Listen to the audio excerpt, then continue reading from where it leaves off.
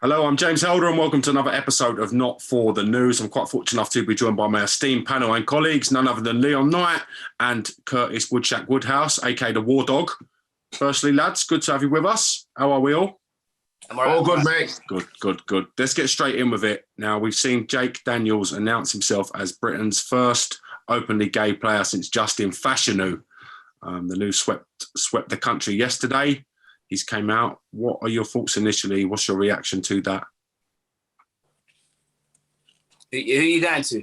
I'm going to go to you initially with this, Leon. I just think, personally, I think football, I tweeted this, I think football fans, football clubs, anyone within the football to do with the football club, they ain't really bothered.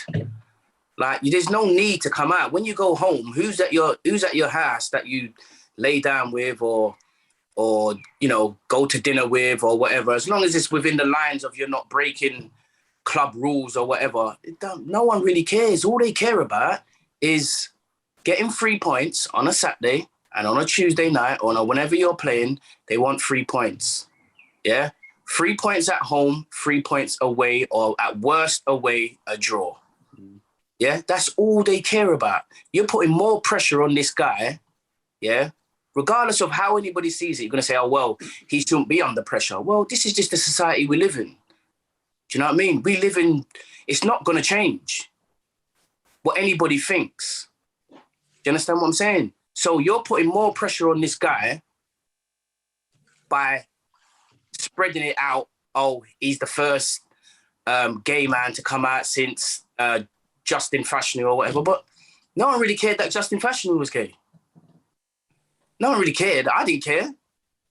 No one cared. As long as you're doing your job on the pitch on a Saturday afternoon and you're giving 100%, you get a shower, you go home. That's it. No one cares.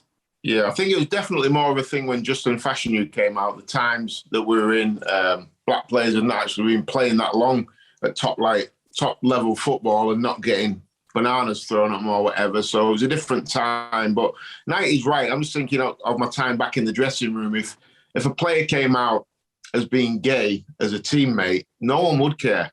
It'd be like, all right, okay, cool. No doubt there'd be a bit of a laugh and a joke about it. But nobody would care. Knighty's right. As long as you're doing the business on a Saturday and you're a good teammate and no one's really that fussed. I think a lot of it is built up by the media, a bit of storm in a team teacup. I don't know anyone that's come out or would come out that was involved directly with that player within a football club and say it was an issue for anybody.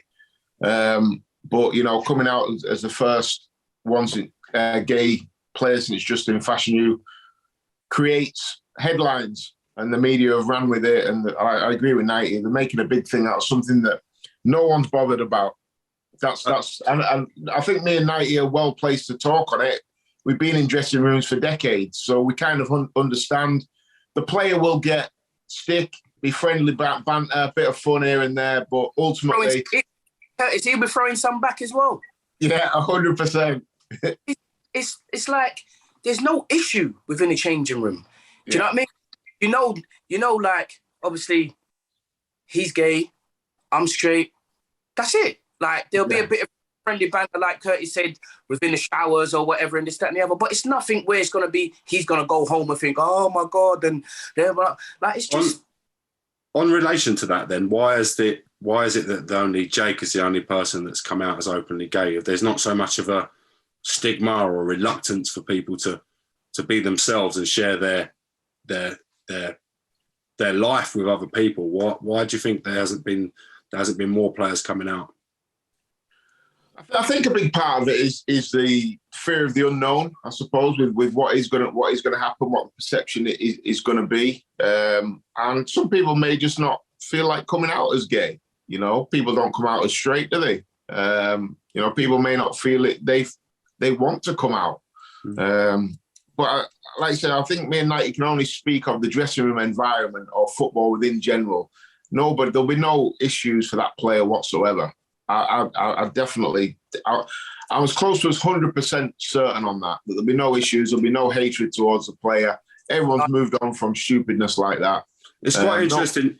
It's quite interesting you say that. We looked at the list of comments from clubs and teams around the country in support of Jake's decision to come out, and it was a list of who's who. So you can't imagine in the times of Justin Fashanu of him getting that support continuously nationwide. So it is clear to see that the game is in a changing position. Yeah, well, you just need to look at Justin Fashanu's brother. You look at how he came out about it. He was really damning of his brother, cut him off, cast him aside, treat him really, really badly, to be honest. And that had never happened in this day and age. So that's kind of a credit to as a society of how far we've come, I suppose. Brings me on to my next topic quite nicely, actually. PSG star Idris Gueye refusing to play for PSG with a rainbow-infused kit. He says it's against his beliefs to wear that. Where do we stand on that? How do we look at that objectively? Well, you can't like say one thing and then go against another. Like, for instance, if people say, "Oh, he's a gay player, he's got to be accepted," people who don't believe in gay have to be accepted. End of story. I just think, it's up to him. If he's religious beliefs or however he goes about his life and his beliefs, if he feels like that ain't what he wants to do, then why not stick by him? We stick by people who say, LGBT is this and it's that and whatever. So, why not stick by somebody? It's just what he believes. That's all. Like, do you know what I mean? There's no need to. What did he do? Did he not play? Did they not pick him? Did they leave him at home or whatever? What happened? He refused to play in the rainbow infused kit. All right, well, if he's refusing to play, then he's refusing to play. May not. Don't pick that kit next time. You get what I'm saying? I mean, what's the issue with this whole having to have this rainbow armband? And it's the same way I think about the Black Lives Matter. What is the what's the? Do you know what I mean? Why are you pushing this? Why nobody cares. Nobody cares about kneeling down on the floor. You see some players now who are black, they're not even kneeling. They don't care. Do you get what I'm saying? It's just a forced media train that's just going and going and going, and nobody cares, bro. Nobody cares. The kneeling down and putting your hand up and doing all that is not doing anything. The armbands and rainbows around the pitch and having rainbow tag on the back of your shirt and on your number, it's not doing anything. Like, do you know what I mean? It's just stupid to me. Like, everybody just focus on what needs focusing on, getting 3 points. That's it. I think Knight is bang on again. I don't think we should be ramming anything down anybody's throats. And if Idris Gueye, is it the guy's called? If he doesn't want to wear that, then we have to respect that as well. We can't be hanging him out to dry. If that's his religious beliefs, we have to respect that. He's not come out and said anything to cause any hatred or a riot. He's just basically come out and said, "Hey guys, I'm not doing that." And ultimately, just like you respect people coming out and gay and having the strength and the don't know what the right word is, the bravery to come out and say, "You know what, guys, I'm gay." You got to say, "You know what, fair play, that takes a lot of guts." What this guy's done as well also takes a lot of guts. It probably takes more guts because he's actually going against the grain. He's saying, "I don't believe in this." And whether we agree with him or not, in my opinion, is irrelevant. He's saying, "I don't believe in this. I'm not willing to get behind this." And I respect that. I don't agree with it, but I respect it. I respect the fact that he's got enough about him to stand against the tide and say, whoa, whoa, whoa, I don't believe in this, guys. And yeah, we can all, in society these days, we can still all disagree and still get on. And yeah, I got no problems with either side of it. I understand that. It's his freedom of choice. Yeah. I completely understand that. I don't think he's come out and said anything, to cause any trouble. He's just got a belief and he's sticking to that. You know, and I think we have to respect his beliefs. Like I said, I don't agree with it. But who am I? He's got his beliefs, I've got mine. We can all live together. I like that. We're just missing 90, so I'm just going to hold up a minute. Here he is. He's back. He's back. Got me worried then. So, Sorry, lad. That's all right, mate. I thought he'd gone off in protest. He's logged out. He's logged out. It just he got to him.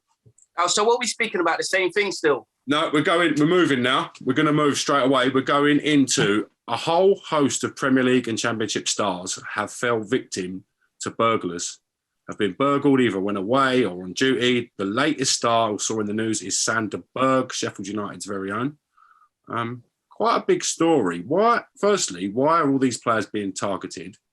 That'll be my first question. Are they easy pickings to villains? What's going on? What's going wrong?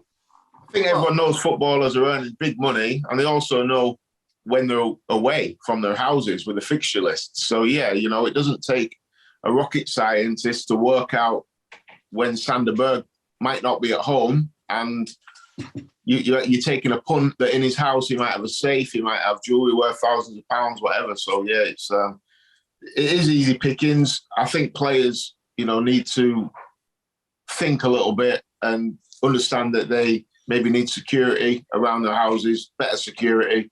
And I know there's quite a lot of firms out there that are providing that now for footballers. I'm not part of it. I'm not plugging any security firms.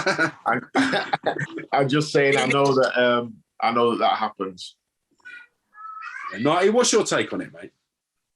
I just feel like with social media, Instagram, and players, you know, on the net, showing what they've got from what they ain't got and inside their houses. And like Curtis said, it's you know, most footballers ain't got nothing about them anyway. So, you know, you pull up, and not even nothing about them. It's the thing of the footballers are half thinking, I don't want to get involved in anything because my career could end right here. So they'll just give over their watch. This is like in the street, like we saw, who did we see? Ozil, and who was the other one?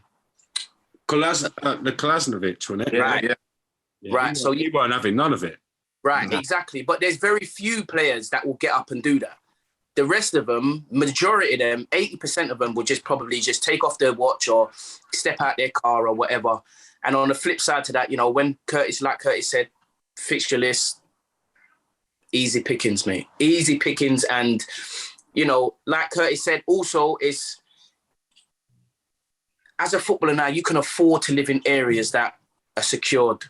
That has to be done. I was going to say this. So you're earning 60, 70 grand a week. What's 3 or 4 grand a week to make sure, on security, to make sure your family's safe? Why are these footballers not being educated in life a little bit more? Well, one of those things, isn't it? I think you always think, well, it's not going to happen to me. And then all of a sudden, 2 o'clock in the morning, people come through your door with balaclavas on. It's happening to you. I think it's definitely one of those things. Until it kind of happens to you or to someone that you're close to, you always think you're going to be okay. But yeah, it's happening a lot more regularly now. And I think the players have to take responsibility and say, you know what, we're targets, we need to do something about it. And I definitely know it's happening. So I've spoken to a few that have got 24-hour security 7 days a week around their families and around their houses. So, and like I said, it's an investment well worth making if you're in that top 1% that you're earning ridiculous amounts of money. Then the first thing you'd want to do is secure your family, isn't it? I suppose. 100%. You can't. That's a big risk that you're taking. A big risk. If a little scummy little crook knows that you're earning 100 grand a week, mate, you're bound to have certain things in your house. Bound to have, and you know, if you've got the right security, you know that person can't get in. I mean, I know a few footballers who live in like secured gated areas, and it's probably the best thing, mate. And they've got security on that gated area 24/7. It's the best thing. Yeah. It can't cost a little bit, but do you know what I mean? What's a little bit and losing a lot, mate? Do you know what I mean? I'd rather just give that little bit. Do you know what I mean? So it's a thing that down to championship players now, even Curtis, you know, they're on thousands a week now. It's not like when we was playing or whatever, you get that little percent now. a big piece of wage, and then the rest will be like decent, or more than the average, but not like it is now. And down to them, mate, they've got to buck up their ideas and secure certain things around them and whatever. So yeah. He's right. Best. Right, because accidents happen. People that are going into a burglar house, they're not really looking to hurt anyone 9 times out of 10, but accidents happen. Once people are confronted, people can lose their lives, and over a couple of grand a week, it's definitely worth doing something about it. Let's just take a minute to appreciate Big Duncan Ferguson again. Yeah. Let's just take 1 minute to appreciate him. Yeah. What a man. I mean, it happened to my mate. It happened to Ashley Cole. That was an extreme where, some burglars ain't really on even being seen.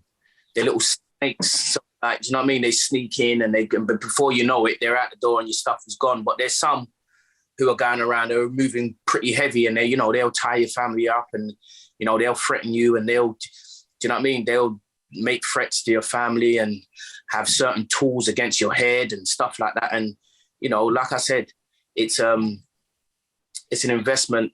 As soon as you sign a contract, to be fair, and wherever you are, say like you sign for Man United or whatever, you should be speaking to them straight away and, get that sort of security around you. Love that. One of the things I've been fascinated most recently is the Wagatha Christie trial. It's been fascinating. It's been absolutely fascinating. There's so many facets to it that have made me laugh and made me a little bit shocked at the same time. So we're going to go straight into it firstly.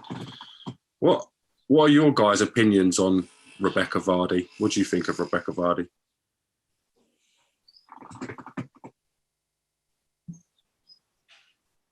We'll go straight to Knighty with this. I see him pondering some thoughts. Oh, the silence, innit? Do you know what I mean? I don't even know, brother. What happened? Someone leaked. They said someone messages or pictures or whatever. What was it? No. There's a bit more. There's a bit more to it than that. Like there was some stories being leaked about certain footballers and certain lives and things, and then allegedly, this is what Colleen Rooney has said. She set up a sting via her social media, so only one account could see what she was posting. She then posted something personal, which then appeared in a newspaper. And then it was Rebecca Vardy who they were stinging. Allegedly, it was Rebecca Vardy's account.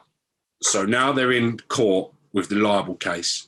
But the most funny thing about it is not the libel case. That's one thing. It's the details that have been coming out separately to what's going on with the Rooneys. That's some of the stuff I've been finding most amusing. Well, go on, hit me off with some type of stuff, because I really don't know what's going on. I know there was... Apparently, Peter Andre allegedly has the smallest manhood in the world. Absolutely annihilated Peter Andre. Yeah. What are your thoughts on Rebecca Vardy's comments regarding Peter Andre? Well, it's just chitter, ain't it, girls? You know what I mean? Has she been in bed with Peter Andre? Well, she must have been close enough to see his manhood, I'm guessing, unless Peter Andre... Then Jamie Vardy's got to look at Rebecca Vardy and just say, what are you doing? Everyone's got a past, though, have they not? I don't know. Yeah, I know you've got a past, but you're married. You got kids. You got a husband who's in the public eye. Why are you embarrassed? Why are you even getting into that situation? I bet the players. So I bet Jamie Vardy and Wayne Rooney are like sat at home saying, "Babe, exactly. What the fuck's going on?" Hundreds of thousands of pounds this court case has cost, by the way. Yeah. I'm guessing that's come out of the players' pay packets. It's handbags, isn't it? Yeah. No one's coming out of it looking great, are they? And to be fair, the two innocent people in it are Wayne Rooney and Jamie Vardy. You know, their misses are just, I think they're just embarrassing everyone. You'd be like, babe, honestly, drop me out of this. I'm seeing Wayne Rooney pull up to court in a suit, and he must be thinking, I do not need this. I've got enough going on. I've seen that on the internet, and you can just see it in his face. He's just thinking, what is going on here? Yeah. What is actually going on here? Yeah. But then she'll be saying to him, oh, you're not coming to support me. You know, and he's like, drop me out. I supported you all over the world every single time, and you're not going to support me. You can just imagine what's going on in the home. And I bet Wayne's like, babe, I don't need this. It's embarrassing, isn't it, all round? Do you reckon Jamie Vardy would have been embarrassed about some of the stories that have come out? Yeah. Well, said the Peter Andre. What else is coming up? There's the stories. Okay, so there's the one regarding Peter Andre. There's the stuff with the agent suggesting that certain stories would be placed in the news, allegedly.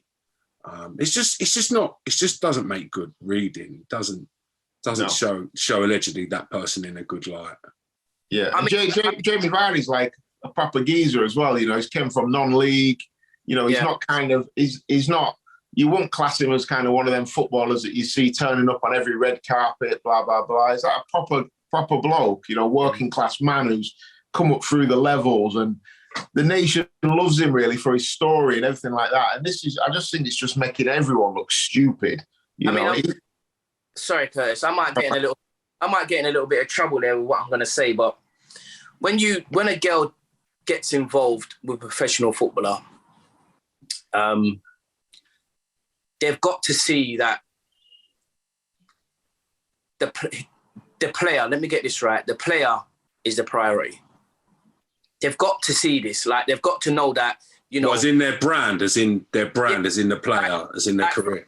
Like, for instance, like, you can't jeopardize that, what your husband or boyfriend or whatever's doing. You can't jeopardize. I'm not saying you're not allowed to go and have your own businesses and promote and, you know, show that you're he or whatever. Nothing like that. But this, for instance, do you get what I'm saying? If Rooney weren't Rooney and he's done everything that he's done already, it could be and Vardy, in fact, because they've both done loads, Premier League winners and whatever, and this, that, and the other. But if that weren't the case, and this had all come out, could be like, do you know what I mean? There'll be chairmen thinking, I don't want that in my club. Yeah, 100%. And they're both at the end of their careers, so neither of them are kind of, well, Rooney's retired. Vardy's not going to play for another team outside of Leicester. But just think, if you're a player and they come into your dressing room, you'd be like, listen, be careful around him, because fucking goes running back to his missus with everything, and she ends up ringing the newspaper. You know, and that's what players would think about it. There'll be players in that Leicester dressing room that'll be like, fucking hell, what else has been said? Do you know what I mean? It's not really their fault. Like I said, like, if I'm a chairman and I see that, I'll be thinking, you know, there's, like everybody knows, there's things that happen that don't even get leaked to the media. You know what I mean? It stays within the club, and some things are like scandalous and whatever. You know, you don't need that kind of like sneaky behaviour and all that. You don't need that. It's just pointless. Like I said, when a girl gets with a footballer, you've got to realise that, you know, part of your life that you're giving to him, you have to kind of, you know, not sit back or whatever, but you have to make him be priority. Like I said, you've got to like know what you're doing. You know what though, and I'd like to say I'll probably get in trouble for saying this, but it is what it is. If that had been my missus, I'd have said, we ain't going to court. This ain't happening. And we're not kind of up for a debate here. I'm just telling you that this ain't happening. You know, so I don't kind of understand how this has ended up in a high £1 million court case. I think both players should have maybe strapped a pair on and said, listen, love, this ain't happening. I'm nipping this in the bud. We're not going to court. It is what it is. You know, sometimes you've got to take control of the situation, haven't you? My missus could have never. But this is the thing. You get Colleen Rooney and you get Rebecca Vardy, and, you know them. You know Rebecca Vardy. Do you know what I mean? So they've kind of got now a piece of power, and do you know what I mean? They're stepping out with it. And I think it's got to do with, you know, Jamie's coming to the end of his career. Rooney's career is finished, so they think, it's all right now, because nothing like that was going on in the first place. Let's talk about the impact this has had on. One thing. Go on. Why? Yeah, I say that is because numerous things happened with Rooney during his career, and Colleen didn't really come out and make any scene about it. But now, obviously, you know, he's in the background. He's got more. Could be a general dislike of Rebecca Vardy. Yeah, I don't think that. And what she did, I guess, what she believed that Vardy's done, should I say? Yeah, to be fair to Colleen Rooney, like I said, I don't know too much about it, only what I see in the press. But to be fair to Colleen Rooney, if somebody's spreading lies about you, I totally understand her saying, you know what, this ain't happening. I'm drawing a line under this. So I do get it from her point of view. You know, I respect that. Yeah. Yeah, so I get that, and I understand Wayne saying, "Well, yeah, you know what, love, I'll be right behind you," but I just don't understand from the Vardy's point of view what they're getting out of it. Do you think all this costs Vardy England caps? Because look, we're seeing it spill over now. This has been going on for a long time. Do you think all this hindered Vardy in any way, or do you think it may have hindered the national team when all the wags are there? Like, for instance, Colleen saying that Rebecca Vardy sat behind her to get in the picture during the World Cup. All this now biting and backbiting, have they cost us in some way 10% of morale?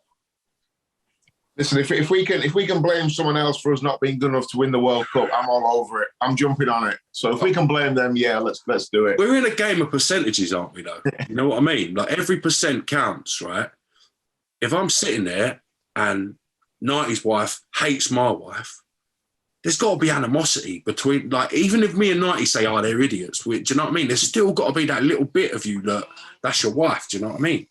So what I'm trying to get at, has that interference from outside of football between wives, could it have been a hindrance? Is it something that wouldn't have helped England? I might get in a little bit of trouble with this as well, but you've got to have, you know, some sort of, in a relationship, you've got to have some sort of, you know, control over each other. I'm not going to say the gays need to have control over the whatever, you know. There's no, like, with a strong man, there's always like a strong woman behind him. Do you know what I mean? But like, you've got to have the knack to say, babe, come on, man. Do you know what I mean?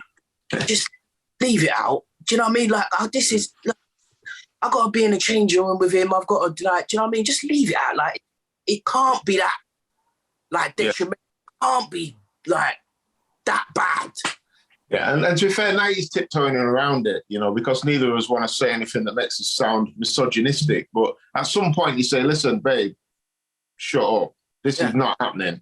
So go over there and deal with this yourself. But we're not dragging ourselves through the courts, through the press, because you're making us all look idiots. So whatever issue you've got, draw a line under it. You're embarrassing. All right, so say for instance, Knighty, check this out, right? Women's World Cup, the husbands start fighting or arguing in the stands. Would they be welcome, or they start suing each other, whatever the case may be, would they be welcome to go and watch the team and support a big tournaments? Does that help for the environment of the players to be successful? Just on the flip side here. Yeah, no. When you've got problems at home, it transpires to your work life. And when you're a footballer, playing football is your work life. So it definitely doesn't help. There's no pluses to it. No. Yeah. Yeah, it's shocking. It's shocking. Like I said, you know what I mean? My girlfriend, I ain't paid for God knows how long. My girlfriend would never come out on social media or anything and do anything that's going to flip in a backlash on me. And I ain't paid for God knows how long. I think the same with Curtis as well. It won't happen. Yeah. It won't happen. It's handbags, as you say in football. Do you know what I mean? And the husbands have got to draw a line underneath it. I'm quite shocked at Rooney, to be honest. Do you know what I mean? Having his upbringing and whatever and this, that, and the other. But like I said, Colleen's grew into a powerhouse, really. Do you know what I mean? So she probably feels like, not probably, she feels like this is the way to go. And, you know, what's Rooney going to say about it really now? You know what I mean? It's a mess, isn't it? The whole thing's a mess. Because when he was in the whorehouse, yeah, with the grand allegedly. Yeah. We've seen it in the newspaper. But anyway, allegedly, yeah. What happened? There was no one came out, and you know that's the reason you should come out and start giving it this and that and the other. You stuck by him and blah blah blah. You know, it's just. Don't you admire Colleen's decorum though in keeping her business behind closed doors regarding her husband, regardless of what it is and what he's done? Dropped out the window because now look, your business is all out over all around the world. Yeah. You done all that hard work. That's a mess. You done all that hard work. Yeah, to be fair to Colleen though, like I said earlier, it's her that's actually been attacked. Yes. So yes. I totally get her point of view for say, for example, 90 people, there was a rumour going around about you and it wasn't true. And this same person kept putting it all over the national press. And earning money out of 90's untrue facts, basically. Yeah, exactly. Selling stories about you that wasn't true. At some point, you'd say, I'm going to have to put a stop to this. And I think that's what Colleen's done. And she's come out and said, this ain't happening anymore. So I get it more from her point of view, why she's kind of drawn a line in the sand. I understand it a little bit. Well, you just do a Curtis Woodhouse, innit, and knock at their door. Troll hunter. Do you get what I'm saying? Like, everybody's got everyone's number. Rooney's got Vardy's number, or can get it. But it's not Rooney and Vardy's argument. I know, but they're like two fellas trying to go about life. Do you know what I mean? Know about this before we even knew about it. Yeah. So they should have nipped it in the bud earlier then. 100%. What you do is go to a nice swanky danky restaurant. Everybody sits down. Yeah, so you don't get too out of hand. You sit down, have something to eat. You talk it over. Even if you come away and you still don't like the person, you come away with everybody saying, you know what? For the best, it's everybody just shut up and get on with it. I think they're missing a trick here. I'd like to see the Rooneys and the Vardys go on holiday together. What a show that would be. That'd be good. What an absolute show. Fly on the wall documentary, two families, and they live in the same apartment. So like they're literally in the same like vicinity, like in the same apartment together. Well, there's no close space. Like a Big Brother 2-week adventure, the Rooneys and the Vardys. What a show that would be. What about you just have like a celebrity boxing match? Yeah. So Wayne boxes That's unfair, lad. And Colleen boxes Rebecca. Who was it that knocked Wayne out with the gloves on? Phil Bardsley. Do you remember? Phil Bardsley. With a jab as well, wasn't it? Oh, that's brilliant. That's the thing. Like, I really like Wayne and I really like Vardy. And all this stuff going on, it's not great. It's not great. Curtis, he must have had a couple of drinks for that to hit him and go down like that. Yeah, 100%. Hey, listen, we're not all built for this life. It is what it is. No, that's right. That's right. Right. Quite finally, I want to touch on Mike Dean retiring from the Premier League. Happy he's going or sad he's going initially? Nighty, what are you thinking? I know what Nighty's thinking. He don't care. I don't care either. You get what I'm saying? I'm not care. Everything on the people making compilations of like, you know, his mistakes and what he's done from what he had. I'm not really bothered. Yeah. I'm not bothered, mate, at all. I'm not really bothered whether he stays or whether he goes. They're all there. Every referee and linesman have got their flaws, and do you know what I mean? Maybe he's got more flaws than others, but I don't really care. The thing that annoys me about people like Mike Dean is where he turns up at 3:00. He thinks everyone's there to see him. Yeah, and that's what annoys me. I like a referee who just gets on, comes and refs the game, gets a few things wrong. You have a bit of dialogue with him during the game. It is what it is. You move on. You used to be able to have a beer with him in the players' bar after all that's gone. But they're the ones like Mike Dean who want to be the star of the show. Honestly, off your pop. So you do care? I do care, yeah. So you do care? But I just didn't want to talk about it. He just annoys me. It's the Mike Dean show, isn't it, all the time? And he wants to, just the way he gives yellow cards and the way he likes to give decisions. Everything's like, look at me, there's a yellow. And I'm like, Mike, just referee the game, mate. Have you ever had? I probably have, yeah. I can't remember him directly, but just when I watch him on the TV, he gets on my tits. So yeah, you're right, James. I do care. But I don't really. I'm not asked, mate. This is another question. Now we've only got 2 refs going to the World Cup in Qatar, but we've got the most players from any league going to the World Cup. Has the level of officiating in our country dropped while the quality of player has gone up? What are your thoughts on that conundrum? What do you mean? Well, we've only got 2 refs from this country going to the World Cup, but we've got unlimited amount of stars and talent in this league that will be representing each nation. Why is the quality of football on paper increased while the level of officiating? I don't know whether this is the answer to your question, but I don't think the quality is increased with being playing football. I don't think it's increased. I think it's decreased, to be honest. That's a different discussion. That's actually a different discussion. I know, but I get what you're touching on now. Yeah, I hear that. You know what I mean? I don't. Let me word that differently then. With the amount of top professional players applying their trade in the English Premier League that are going to the World Cup, reflected on the very little number of referees from the Premier League that will be refereeing at the Qatar World Cup, what's going wrong in the correspondence? Why have we got so many on the playing side but so little on the officiating side? I think if you look at the players that are coming in that are allegedly making the level better, they're not English, are they? All the referees in England are English or British from the United Kingdom. Is that the problem then? Is that where the problem lies, in your opinion? I don't know. It's funny, really, and just going back to the point Knight made, like when you said the level of standard has gone up, and you just said that as a flippant comment, and that's kind of what we continually get told. And if someone tells you something over and over again, people just believe that that's the fact. And Knight is right. I agree with Knight 100%. I don't think the level has gone up. I just think we just keep getting told it has. So then it just becomes gospel. And I think, James, you just said that as like, well, that's just a fact, innit? I don't think it is. I think the standards dropped dramatically. You look outside of Liverpool and Man City, standards pretty poor. Yep. Absolutely. I get where you guys are taking this debate, but that weren't the question I was asking you. But I appreciate what you're saying. I'm taking it in. Yeah, James, we run this show, James, not you. You know what I mean? I appreciate where you're taking it. We've got a new topic here. Come on, then. Let's go freestyle on your topic then. What was a harder era in the Premier League? Oh, you don't need us to tell you that. No, but I want you to tell me. It's more better viewing if you tell me than me just dictating. Do you know what I mean? Like, well, the best era in the Premier League, I think the best era, and this, I think you're probably looking at late 90s, early 2000s. Yeah. Them teams there, you look at the teams, what Chelsea had, Man U, even Liverpool were like finishing 4th, 5th in the league, were still winning stuff in Europe, had Stevie Gerrard, Fowler, Suarez.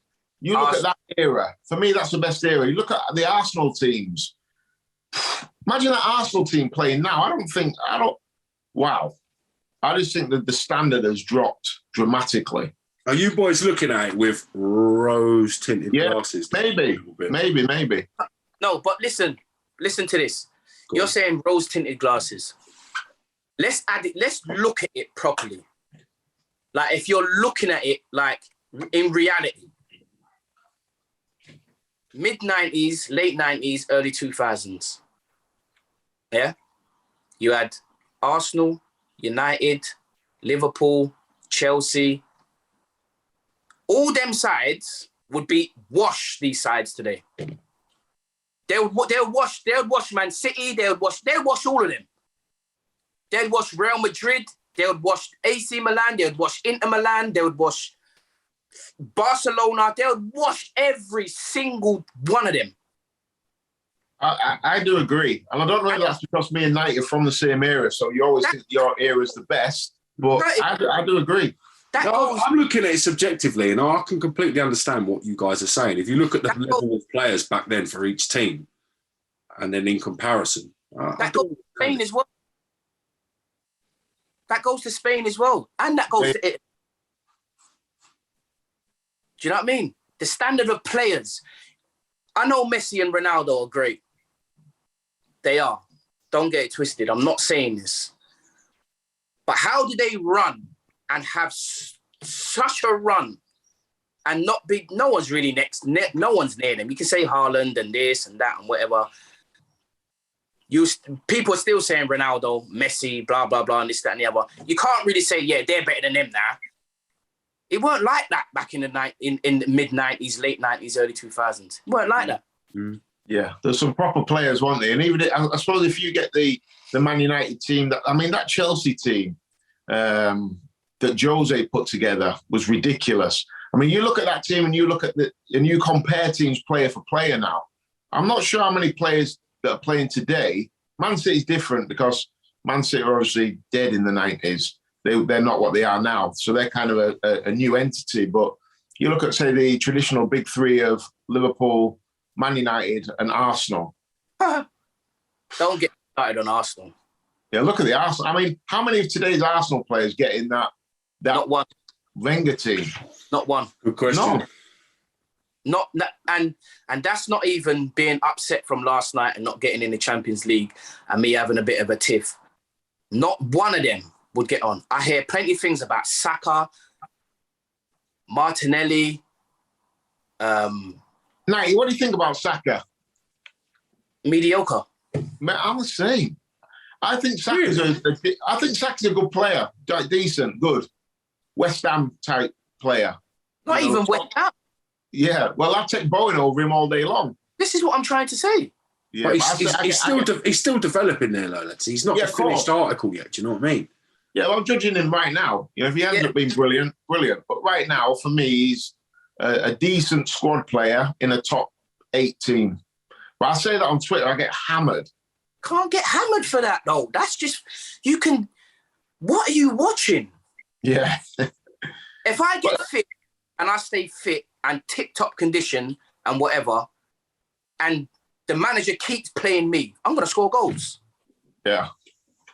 But you know what? I'm going back to the point James made, where James just flippantly said, like, the standard of football keeps going up and up and up because that's just what he's been told, I think, and so you kind of go with it. I think it's the same with Saka.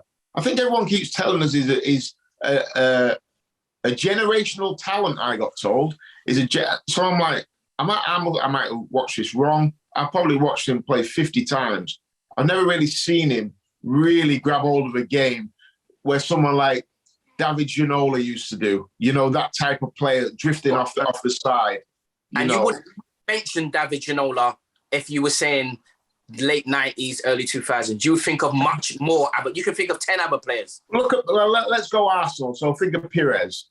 You know, I know he played on the left-hand side, but you look at what Pires did, or even Overmars on that right-hand side. You can't tell me they're not better than Saka. And there's Limpars better than Saka. Yeah. Listen, I'll take Ray Parlour on the right over Saka. I'll take Lundberg. Lundberg, yeah, this is what I'm saying. I think I still think you're a bit hurt from last night, Nighty. I don't think it's fully sunk in yet. No, don't get me twisted, I'm hurt. But you've got to look at it.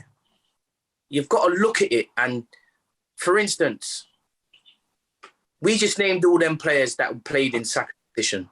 Name players that was playing up front and then name players from the past. It's just a whitewash. It don't even make no sense. You've got everybody bangs on about Martinelli. Yeah, he looks like he's giving his all. Probably is giving his all, and he travels with the ball, and runs with the ball, and this, that, and the other, and blah, blah, blah. But his whole thing is built up of that run he did against Chelsea.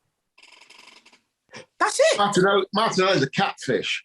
This is what I'm trying to say. That's it. To be fair to him, he has been one of our positives this season, and he's played on the left. He's played on the left a lot of time, and he's come off the bench.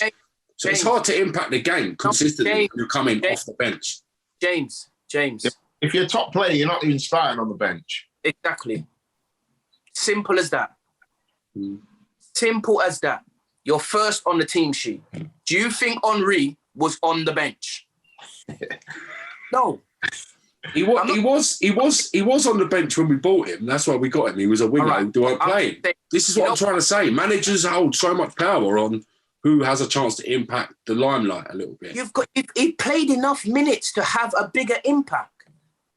On the whole, I think Martinelli in particular has been all right this season. He's been. I've got to look at you and look at your football knowledge. I can't think of an era that I know of that Martinelli would get in the Arsenal team in the era that I'm thinking of for probably 10 years. Nope. He didn't get in the team. You never even heard of him. He's ended up getting moved on from Arsenal. And I think you could say that probably about the current squad of 16 at Arsenal.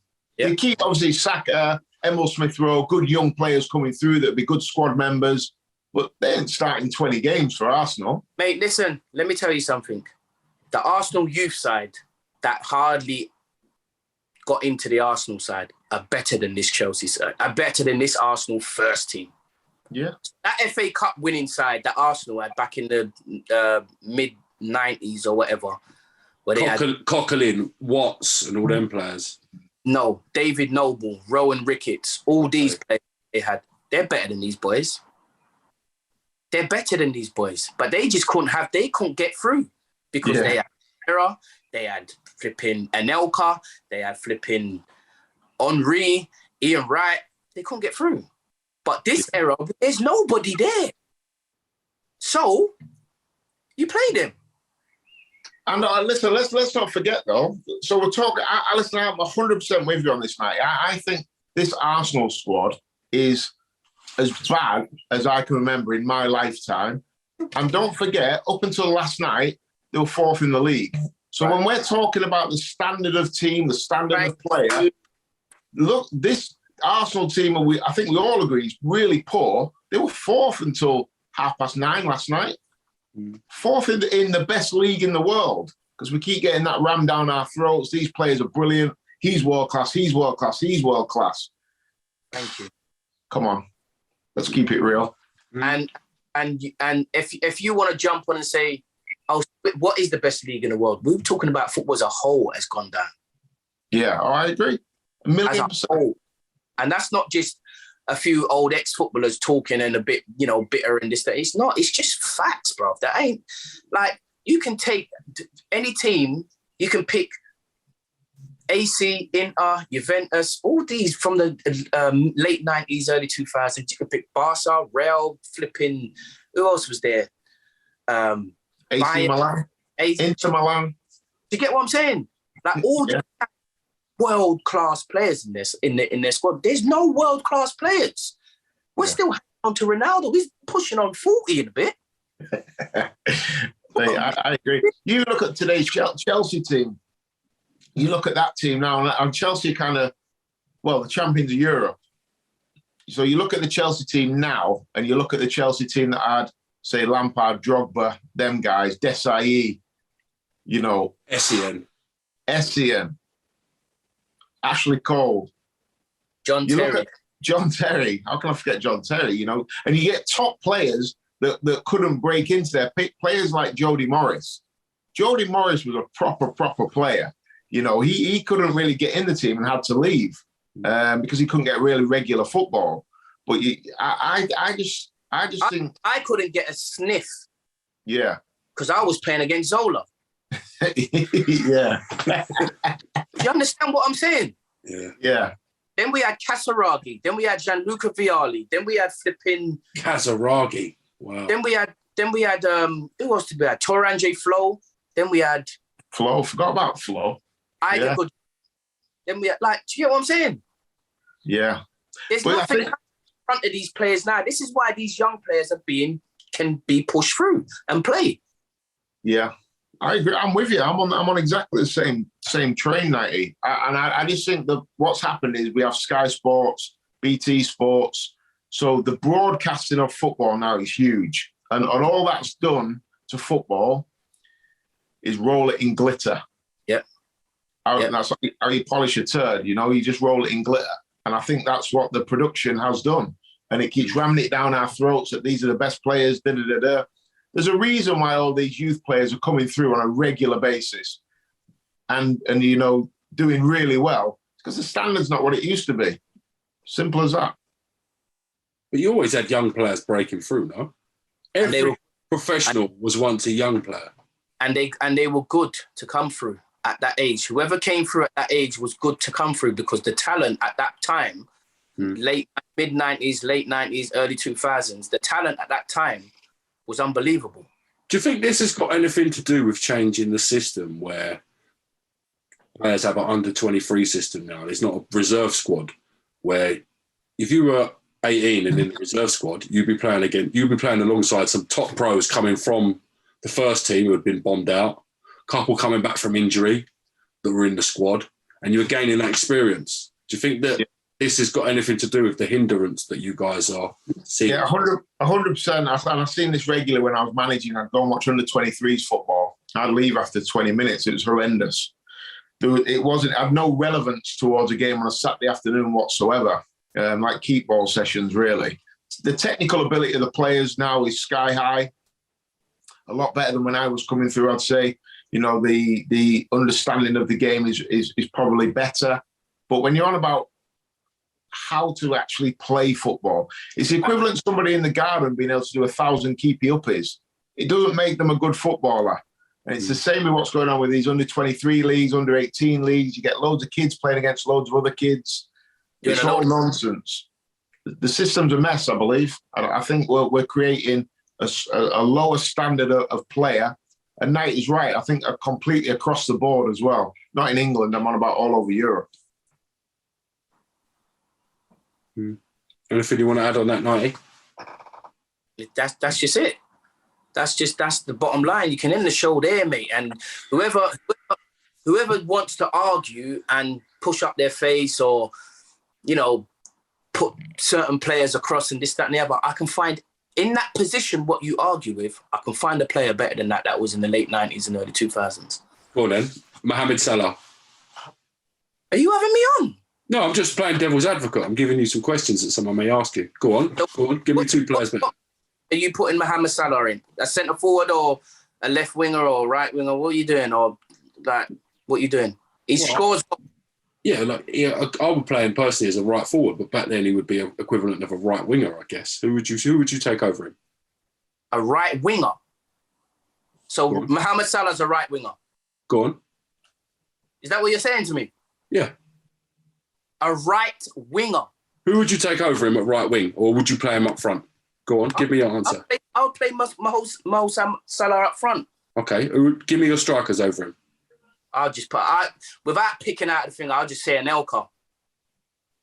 If you just want to put it and say, oh, no, he ain't, on this, that, and the other, then I can just put Henry. I'll put Dwight York, Andy Cole. Ian Wright. I think if Salah was playing back in the day, if you think everyone plays 4-4-2, Salah would play up front in a 2, wouldn't he, I'd have thought. Trying to say? Yeah, I think they'd play up front. And I think you look at the top players just playing in the Premier League in the late 90s. You get people like Robbie Fowler, who only got about 30 England caps, I think. He couldn't get a sniff. Even Ian Wright, didn't get nowhere near as many England caps as he should have, because you had Alan Shearer on a regular banging 35 goals in. Look at Teddy Sheringham. There's so many great players. This is what I'm trying to say. So, like I said, I can name players. If you put through the players now, you're going to say Van Dijk. I'll say John Terry.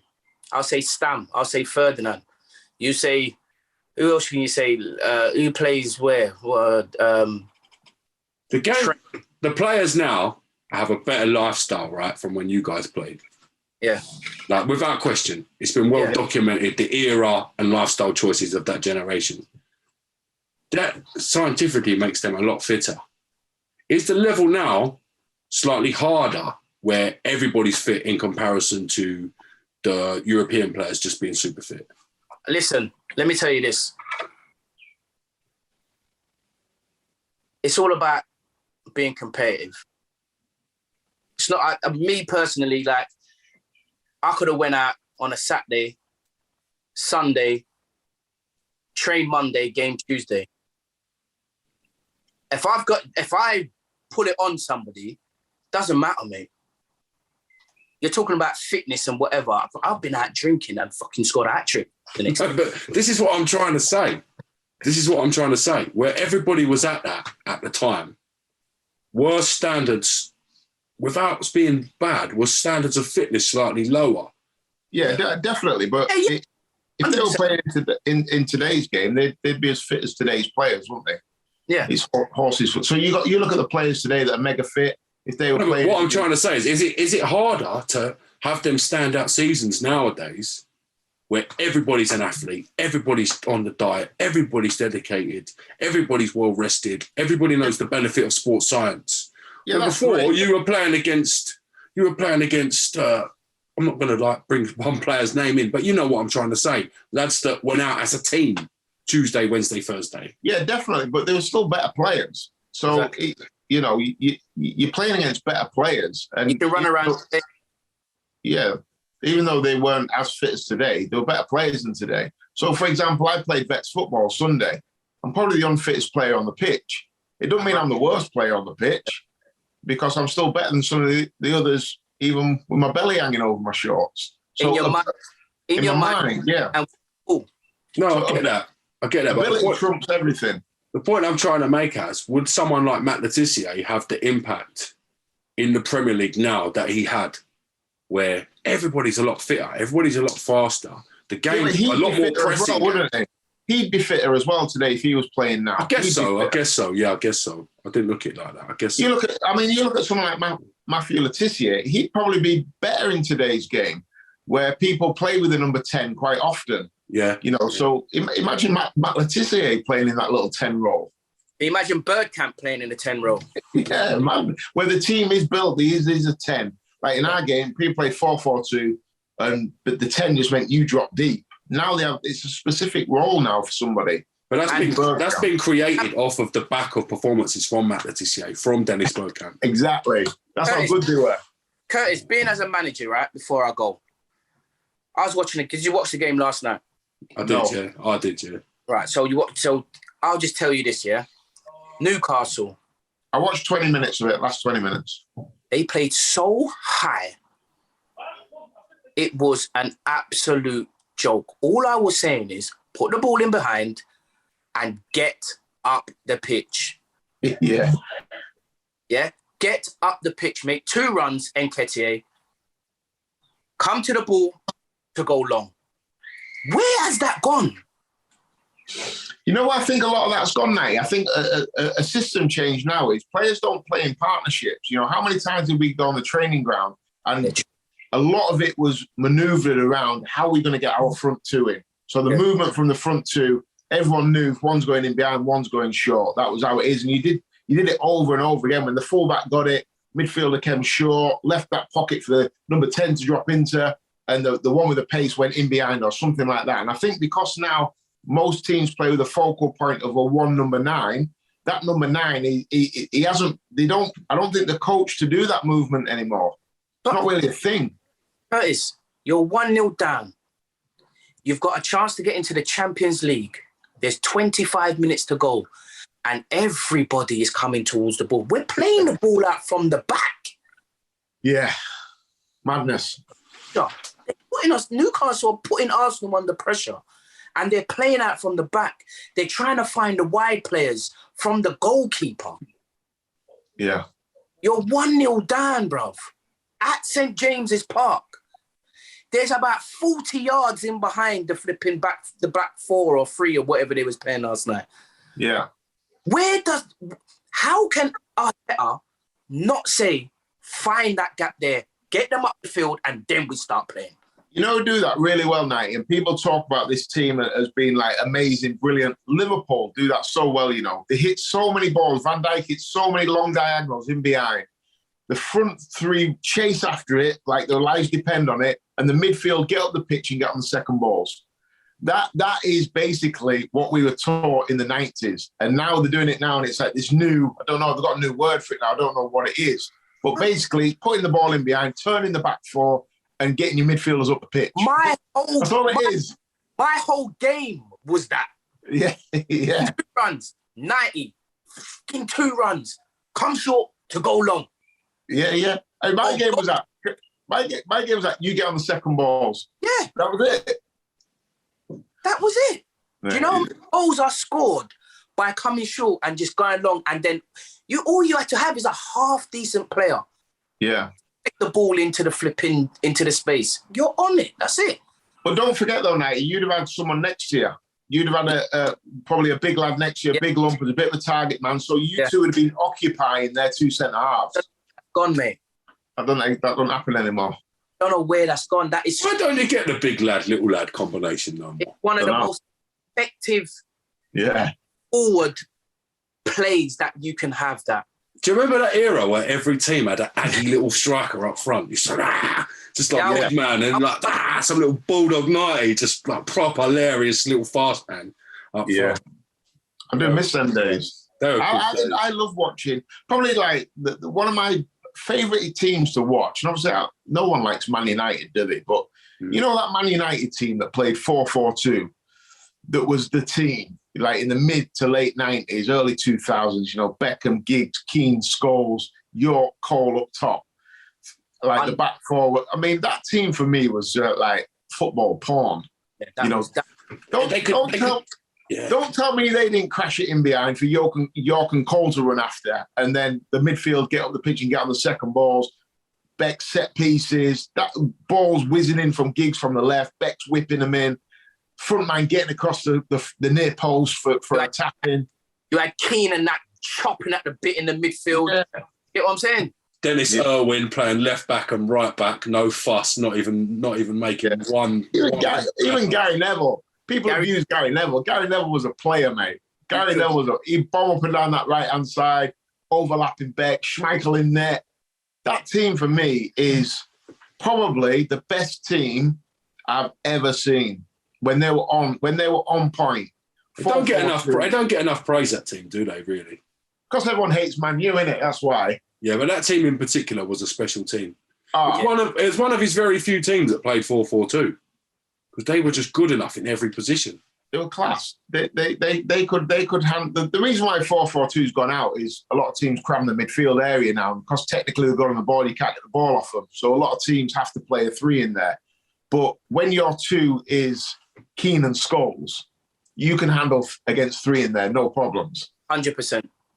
You've got to be special if you're playing against a 3. And obviously Keane and Scholes is as good a combination as probably ever going to see. Before I go, because I've got to go, I just like hearing them special players talk about the players today. Yes. You can just see they don't rate them. Did you watch Monday Night Football last night after the game? Did you hear Carragher and Neville speaking? Did you watch that? I watched that bit, yeah. Yeah, I really enjoyed that. Like just touching on what Knighty's saying. I caught a little bit of it. And even look, Carragher, all right, he didn't win the league or whatever, won the Champions League. And absolute diehard, mate. Yeah. Knighty, what did you think of Xhaka's interview after the game? I just think, what more can he say? What can he say? What did he say? I've seen a bit of a fallout from that, but didn't actually see the interview. He said that it doesn't matter how old you are, what age you are. It doesn't. You need to have balls when playing for Arsenal. And if you've not got balls, you should be on the bench or you should stay at home. Yeah, but that's what he said. That's what he said, yeah. I rate that. I rate it. Yeah, it's true, isn't it? I completely am behind that. Completely. It made me even think about him in more of a way. All right, I don't really rate him as a player, but obviously I've got nothing to do with Arsenal. I can't have no control over that. But it made me look at him differently. Because he wasn't really meant to come out and say that. I mean, for me, what about the Swiss international, Xhaka? Him? Yeah. Granit Xhaka, yeah. Yeah. So I know what you mean. Yeah, I mean, he's got to put himself in that bracket as well, to be fair. I don't think he's Arsenal's greatest player. But you look at him, for example, who's playing in the heartbeat of the 4th best team in the country, and you go back, we don't even need to talk about, obviously, Vieira, Petit, players like that. I mean, they're head and shoulders above Granit Xhaka. Granit Xhaka, every morning he wakes up, should look up to the sky and thank the Lord that he has got an Arsenal shirt on. Because, honestly, in years gone past, he'd have as much chance playing for Arsenal as I had, and that was 0. So I understand it. I like his interview. He's coming out, he's shooting from the hip. But honestly, every morning, look up to the sky, thank the Lord that Arsenal are where they are. Otherwise, he would not be playing for Arsenal. And I've got to go now, but that is with every last one of them players as well. On that note, they should go and phone their mums and dads and saying thank you for creating me in this time here. Any other time, they would have been non-existent, mate. They'd have been shit. They're at Sheffield United with me. Any other era, they're playing with me. And me at Brighton, mate. I've got to say, it's been a great show. Let's just take a moment to give thanks to everyone, as always. And hopefully we get a chance to catch up next week, same time, same place. Thank you very much. Cheers, guys. Please, see you soon, lads. Thank you. Take care. Bye-bye.